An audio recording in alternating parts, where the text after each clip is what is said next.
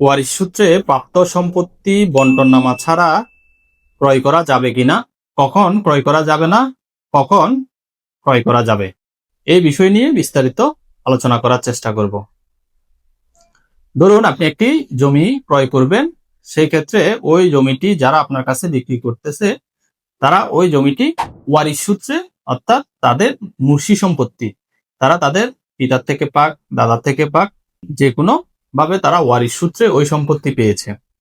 এখন বিষয় হচ্ছে আপনি যার কাছ থেকে জমিটি কিনতেছেন ওই ব্যক্তি শুধুমাত্র একজন ওয়ারিশ, তার আর কোনো ওয়ারিশ নেই, অর্থাৎ ওই সম্পত্তির ওই ব্যক্তি ছাড়া আর কোনো ওয়ারিশ নেই। সেই ক্ষেত্রে আপনি ওই সম্পত্তি কিনতে পারবেন। এই ক্ষেত্রে বন্টননামার তো কোনো প্রয়োজন নেই। আমরা অনেকে মনে করি না, একটা দলিল থাকতে হবে। এখানে দলিল থাকার কোনো প্রয়োজন নেই, শুধু তার পূর্ববর্তীর নামে বায়া যেসব কাগজপত্র আছে, খতিয়ান থাক, দলিল থাক, সেই সব কাগজপত্র যদি ঠিক থাকে সেক্ষেত্রে আপনি অবশ্যই ওই জমিটি কিনতে পারবেন।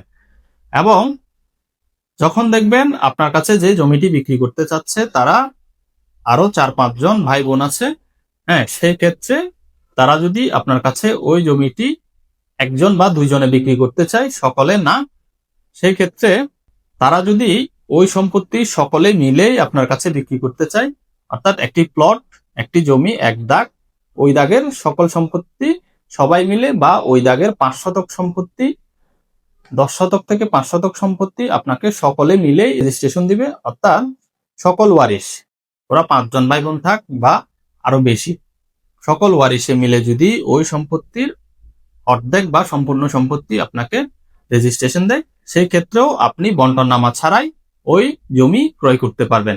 তাদের মধ্যে বাগবাটোয়ারা হয় নাই, ঠিক আছে, কিন্তু তারা সবাই মিলে আপনার কাছে বিক্রি করেছে, এবং এই বিষয় নিয়ে আপনার দখল নিয়ে ভবিষ্যতে আর কেউ কোনো ঝামেলা করতে পারবে না, কারণ হচ্ছে সবাই ওই জমিটি বিক্রি করেছে আপনার কাছে।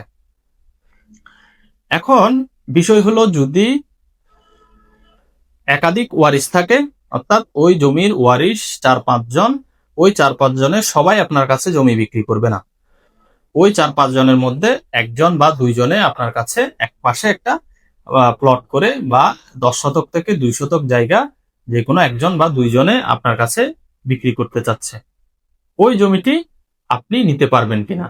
এখন সমস্যা হচ্ছে এই জায়গায়, যখন একাধিক ওয়ারিশ থাকবে, সবাই মিলে না বিক্রি করে একজন বা দুইজনে আপনার কাছ থেকে বিক্রি করতে চাইবে, তখনই হচ্ছে আপনার অবশ্যই বন্টননামার প্রয়োজন আছে। কারণ হচ্ছে তাদের মধ্যে যদি ওই সম্পত্তি ভাগ বন্টন না হয়, সেই ক্ষেত্রে আপনার ভবিষ্যতে ওই জায়গার দখল নিয়ে আপনার সমস্যা হতে পারে। এখানে মালিকানা নিয়ে কোনো সমস্যা হবে না, কারণ হচ্ছে ওই দুজন আপনার কাছে বিক্রি করে দিয়েছে, যেহেতু ওরা মালিক ছিল, আপনার ক্রয় করাটা সঠিক। কিন্তু দখলজনিত যেহেতু বন্টননামা হয়নি, সেক্ষেত্রে দখলজনিত সমস্যাটা থেকে যায়। সেক্ষেত্রে যখন একাধিক ওয়ারিশ থাকবে, তার মধ্যে একজন বা দুইজনে আপনার কাছে বিক্রি করতে চাইবে, এবং তাদের মধ্যে যখন কোনো বন্টননামা হবে না, তখন ওই সম্পত্তি কেনা থেকে বিরত থাকবেন। এবং যদি সবাই মিলে একটা বন্টননামা করে, বন্টন অনুযায়ী যার যার দখল আছে ওই দখল অনুযায়ী বিক্রি করতে চাচ্ছে, সেই ক্ষেত্রে আপনি অবশ্যই ওই জমি কিনতে পারবেন।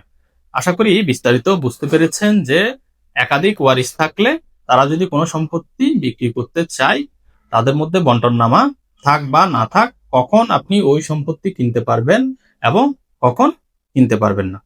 যদি ভিডিওটি ভালো লাগে আপনারা ভিডিওটি লাইক এবং শেয়ার করে দিবেন, এবং আমার পেজটি ফলো করে দিবেন।